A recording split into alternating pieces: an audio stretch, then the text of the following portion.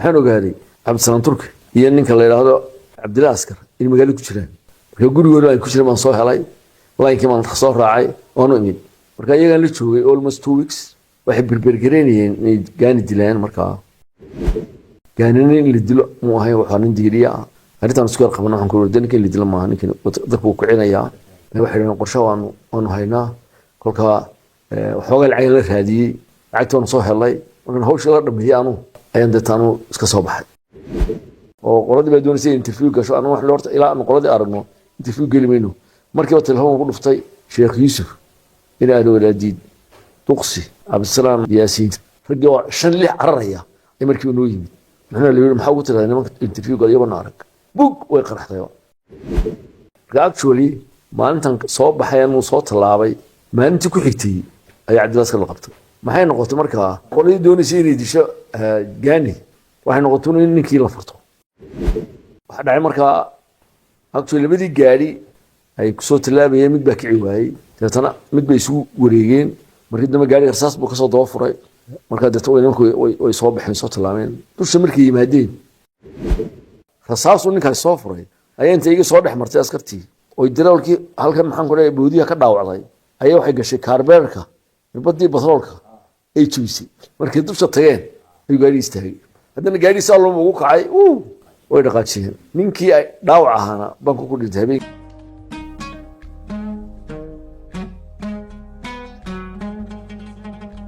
بسم الله الرحمن الرحيم السلام عليكم ورحمة الله وبركاته نبض دعوة يا رميك ساعة شوكتان با waxaad ku soo dhawaataan barnaamij waay aragnimo kala duwan ee ku eegi doono oo aynu ka wareysan doono waayihii uu soo maray Colonel Maxamed Cilmi Samatar oo loo yaqaan Maxamed Cilmi Galaan bismillahir rahmanir rahim Allahumma salli ala sayyidina wa ala sayyidina Muhammad anu waxaan ku dhashay meel baadiya oo tuulada Farweyne u dhow ayaan ku dhashay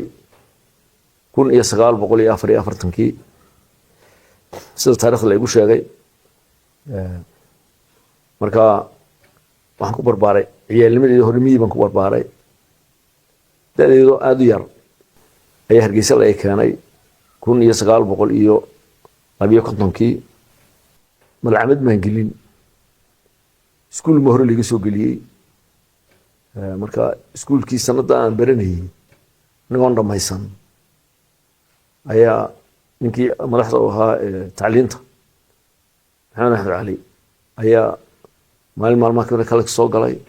marka group aan ku jiro oo runtii aan waxba garanayn ayuu qoladiinaas quraanka soo barta marka quraan xaga uma dhaqaaqin haddana miyuu man iska baxay qolmii qabanaysa oo gaari fuulayso man gaari la raacay niban iska tagay waqti dambe waqtigaas waqti aan garanayn haddana miyiga laga keenay marka haddana iskuulkii waa daaqada mar labaad laga soo geliyay marka iskuulkii soo ismaan u bilaabay oo de waxaan mar iskuulka fadhiyay oo waxu yar dhaceen waxaan jeclayn markaas ahayd 1954 iskuulka markaas soo ismaan u bilaabay iskuulkan waxaan ku bilownay imka loo yaqaan Sheekh Bashiir oo bariyaal oran jiray government school baa loo oran jiray haddana intii aan ku jiray wax loo bixiyay Fisher School iskuulka markaan ka baxay iskuulka kaliya elementary ahaa ee Hargeysa ku yaalay oo markaa waliba cusbaa oo qoladii u horeysay ay gashay oo loo oran jiray Axmed Guri barigaana loo yaqaanay Sykes Thompson oo ninka Sykes Thompson wuxuu ahaa director of education kii waqooyiga ahaa isaga iskuulka gacantiisa ku dhisay oo lacagtiisa ku dhisay markaa iskuulkaas aan u galay waxaan galay iskuulka 1957 waxaan ku jiray 4 sano ilaa 1961 ayaan iskuulka ku jiray 1961 ayaan ka baxay iskuulka Axmed Guri waxaan galay markaa waxaan galay secondary-ga dad aad u yar baan ku galay secondary labadeeda class ee ku jiray Axmed Guri من صدح إنه كليان اسكندري قال لي لحظة صنو هين دلوقتي أنا اسكندري واحد تجي الشيخ 1961 الشيخ واحد كنت شري إلى 1965 1965 من الشيخ كبحي مركا cilaaqaadkii ingiriiska aynu lahayn wuu go-ay iskuulka ardayda ka baxda markiiba toos ingiriiska tugi jirteen marka ingiriisku markaa cilaaqaad maynaan lahayn dad xar baanu qabanay xar marka waxaan doonay inaan dibadda wax iska soo barto way ii suurtageli weyday arrintaasi weliba dadaal badan baan sameeyey arrintaas may suurtagelin anigoo sanad dhan joogay xamar 65 ayaan 66kii militariga galay militariga waxaan galay ciidamada cirka waxaanu ahayn ilaa iyo 4 sarkaal dhiman nala qaatay waxaana la geeyey meel la yidhaahdo minor Siberia waddanka waxaa la odhan jiray Kyrgyzstan oo waddanada imika ka go-ay اتحاد السوفيتي كقوي روس كقوي مقالة ليلا كرجيسي أيام مقالة ليلا فلوس أدين أيام تغني ووضن كرجيسي كطالة تسقط ذلك وضن كلي وضن إن يرى وأنا حد كشينا وقت بدنا كمان نشوفين وحنبرت الشغلة اللي هذا نافيجيشن نافيجيشن هو نوعية بديهة وحكي نافيجيشن عندك حكي لك كل كان برتاي afruushka waxa loo yaqaan shturman marka in badan ma joogay ruushka 2 sano waxaan joogay marka waan soo noqonay 3 nin baan ahayn labadii nin wuxuu joogay marka ingiriiska inuu dhintay ilaa naxariistay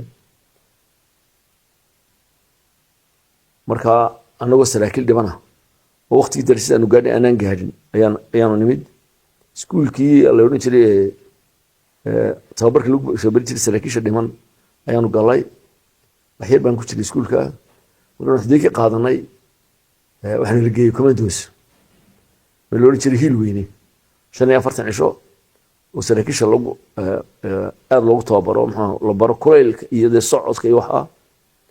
markaan ka soo baxnay anagoo xiddiglayaala ciidanka cirka ayaan ka qayb galay markaa أنا عينك عينك واحد بالكير تشوفين إيه هرجس اللي يسوي بدري 1968 شو لونش أغسطس هرجس واحد بدل ما نشوفين هنشوف إلى 6 بلاد صغار بعد بنشعل هاي مركب أحمر بنكون قصون نقول هذانا تبى ترى كعنكي أيا برامي كعنك ما نقول قريب قال لي 1970 waxaan jeclaa October meelaha ayaan dad xamar ka soo noqday oo Hargeysa imid marka hadda Hargeysa soo noqday may jecleen saraakiishu inay halkan ka shaqeeyaan waayo waxa la joogi jiray 6 bilood 7 bilood wax sanadkay baa la joogi jiray ku soo noqon jiray marka anu waxaan rabo noqonayay ninkii halkan la soo bedeli lahaa iska joogo kolka waxaan joogay in badan waxaan joogay 70 71 72 73 74 75 آخرkiisii ayaan ninkii ciidanka cirka madaxda u ahaa ayaan noogu yimid halkan Hargeysa wuxuu la joogay dhowr cisho wuxuu aan ku bedeli waxaan ku dhawr meesha madal ka bedeshay markaan reer yeesho waan xaas yeeshay iga bedel meesha wuxuu ma halkan ma joogay sida waxaan sameeyay meel command post oo ciidamada dowladda laga xukumayo gaasatiisa backup adoo waan yar raftay 75 ka bilii hore jacayl maarshin ahayd ayaan markaa xamar qabtay markaan xamar tegey xamar waxaan ka shaqeeyay meesha command post ka shaqeeyay oo niman shirmaayay joogaan halka markaan meelaha la bil ka shaqeeyay ayaa waxa shaqo kale labaad leeyahay wax ka shaqeeyay xafiiska howlgelinta nin sarkaal oo ciidanka cirkana la aan jiro ninka uu dhintay runtii xisboodo وحفيزك فليا وحفيزك اللي قال شغله تنا وحكى سوقات تلي وسوقات حفيزك كحجين بيقدقي إسلام مركبة تليه عيدك عيدك ولا بدلين عصب على كياني وجولد ليلا يمكن هو يسوي بدلين ولا بدلي تبغى يسوي لك هالسبب حي ما باصر بالقدقي يمكن جولد حفيزك يديبي يمكن حفيزك يسوي لك كحجين جولد من النقطة kolka laba shaqo adag bay ku soo baxay anigoo laba shaqo adag haya oo runtii maxaan ku leeyahay hawsha ugu badan tahay ayaa wax dhacay waxa soo baxday korsi Ciraaq ah Ciraaqna koors loo mitigi jiray ciidanka cirka koors ma tigi jirin waxaan doonay markaa inaan Russia ku noqdo oo la ii diyaariyo wax li 75 akhirkiisa ayaa 76 maxaan ku leeyahay dhexdiisa ayaa tigisa Russia kolka bilowgii 76 aan Ciraaq tagi أنا نكرو السركالة ومسحسن لورنشري هي عراق ترمي مركب إحنا قال ستاف كولج عيدن كعركة عيدن كبضة عيدن كدولك أو إسكوتشلا مركب دولة صدق هذا مركب سركيشة ديارنا يان وحويان سركيشة رجال بيت كمر هي برجو واحد كود دياريان أنتوا فيلك كوتشلين وحدق لا يلا بحدق لا هي وحلا برا مركب إيمانيو ستاف كولج سو قليو بلاير بكشران بدنين ستيت بلود إلى سقال بلود بكشرا لكن ما دام مش ده تيرويل أهيد وحي وكبرنا له في الكورن هي الدنيا إن كل لاستن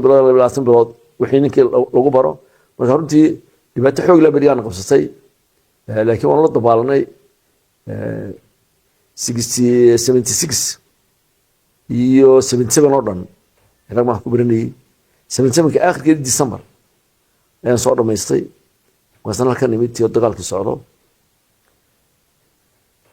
دقالك مركا قبل جبوها حفيز كي يوم قصان ولا عادي جاهن هروب الشقي شري مركا واحد عضي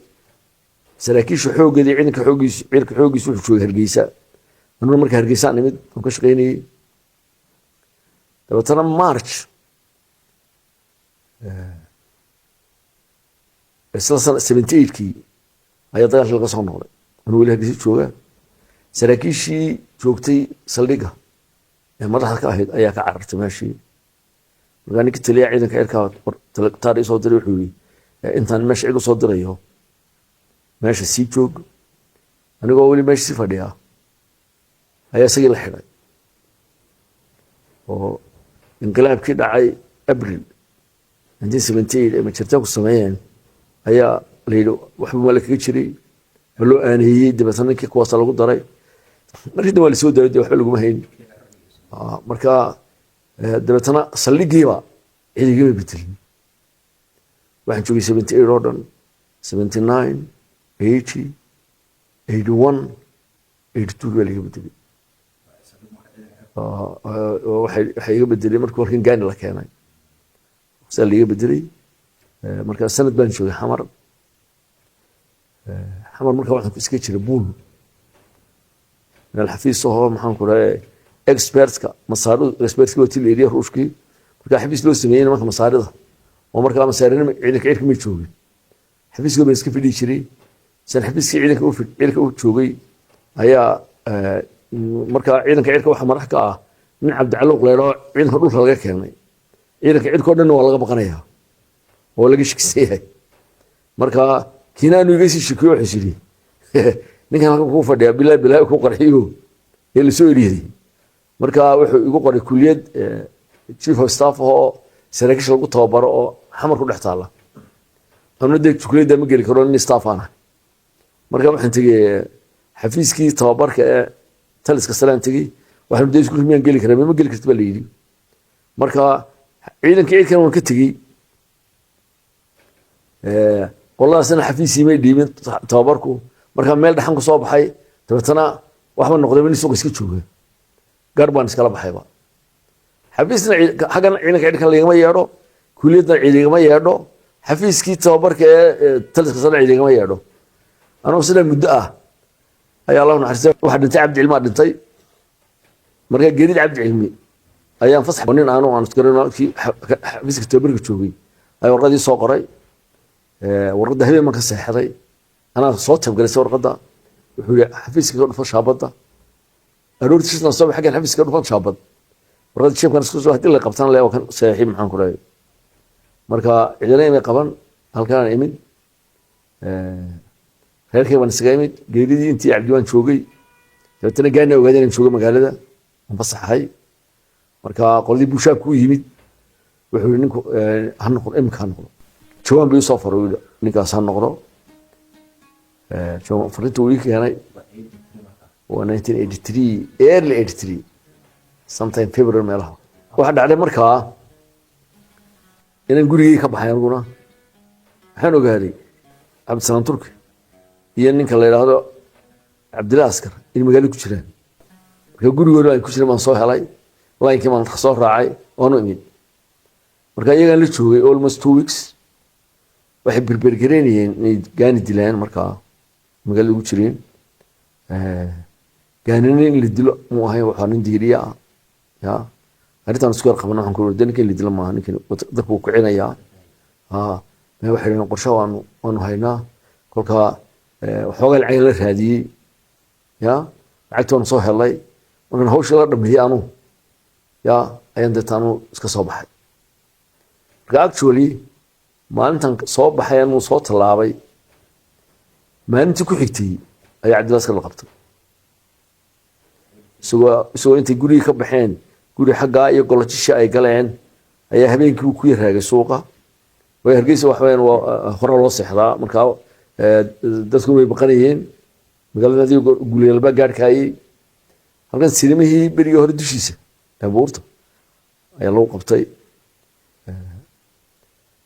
dabeetana qoladii groupkii ay doonayeen in ay Cabdillah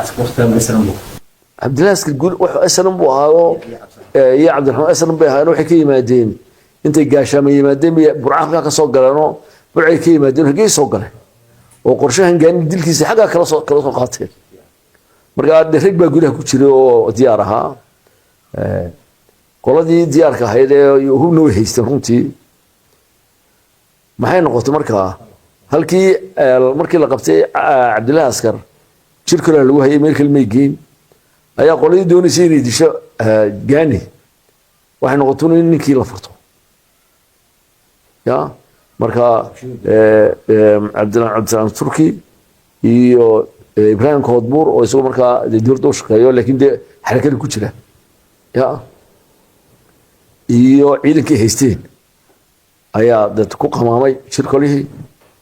goor casar gaabana wixii meesha ku jiro dhow way dilay halii askar gaarkaysay 16 gaarkay iyo kuwa kale oo deeyo askar oo meesha jooga malaha ya wixii dhan way xiireen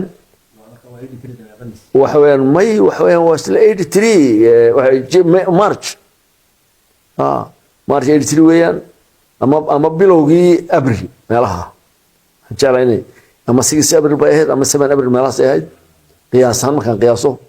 markaa waan talaabay already waxa dhacay markaa way soo talaabeen actually labadii gaari ay muxuu ahaa ay ku soo talaabayeen mid baa kici waayay dadana mid bay isu wareegeen nin aad u fiicnaa oo rag ku jiray wax lagu dilay meesha dhexdeeda baxbad ku dhuftay mid baa tabeel isku qariyay kaasaan ninka xabad ku dhuftay nin kale oo isna maxaan ku reey kamidana isna uu dhaawacay markii dambe gaari rasaas buu ka soo daba furay marka dadku way soo baxeen soo talaabeen dusha markii yimaadeen ayaa rasaasu ninka soo furay ayaa intay iga soo dhex martay askartii oo shirka soo gashay oo dirawlkii halkan maxaan ku leeyahay boodiga ka dhaawacday ayaa waxay gashay kaarbeerka nabadii batroolka ay jibisay markii dusha tageen yaa ay gaari istaagay ay dekatala ma xad kama talaabeen isma salahan iyaga jooga marka haddana gaari saa loo ugu kacay way dhaqaajiyeen dabeetana habeenkii waxay xireen banka ninkii ay dhaawac ahaana banku ku dhintay habeenkii marka Cabdillah bahladii waxa laga jibiyay xarshin marka horta aanu saan u talaabay saasay ahayd xarshin saan ku imid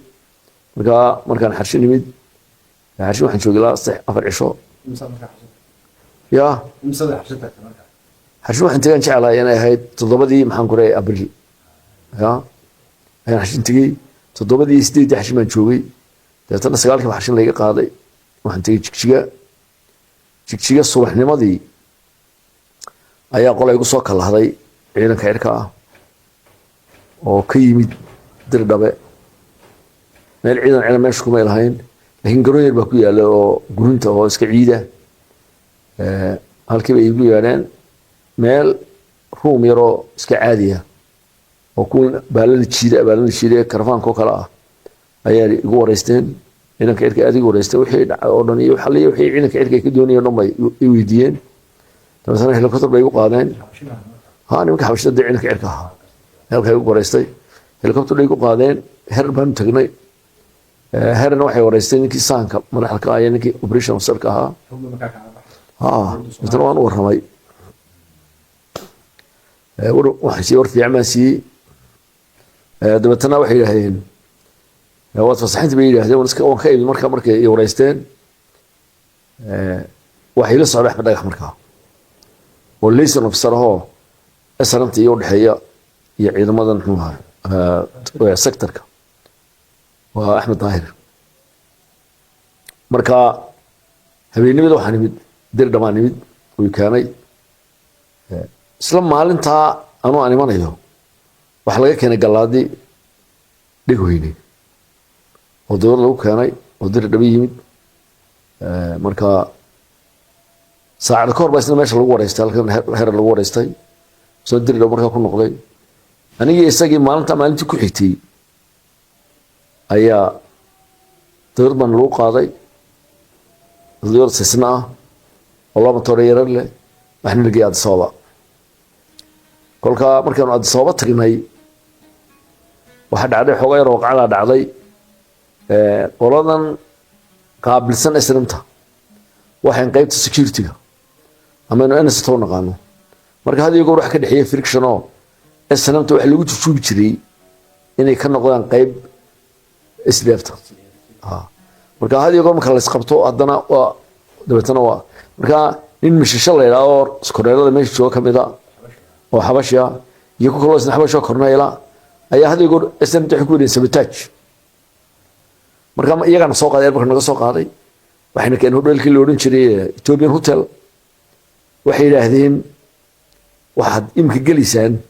interview la 230 wakaalbood ayaa idin diyaara oo ruuxin baa idinka dhageysanaya su'aalo la weydiinay oo ka jawaabaysa waxaan diyaar baan waxa sunahay laakiin intana waxa gelin horta qoladii xafiiska SNMta iyo madaxda waan aragnaa ma loo baahna iyagoo la idin geenaya markuu interview gelisan arma gelinay horta qolada u yeelan ku wuri anu iswareysano markaan iswareysano iyaguna warna siiyaan ayaanu dadtan warkiina lawan la joognay annagu halkii ku murmayna ayuu soo galay hotelkii meesha reception hortiisana fadhina markaan ninkii baan gartay oo waxaan ku yiri wareer baa u sheegtay qoladii madaxda ahaa ee SNMta qoladan madax isku leer jiray balusha wax ku tiraahday wallo wax ku sugayay dhig weyne iyo waxa cilmi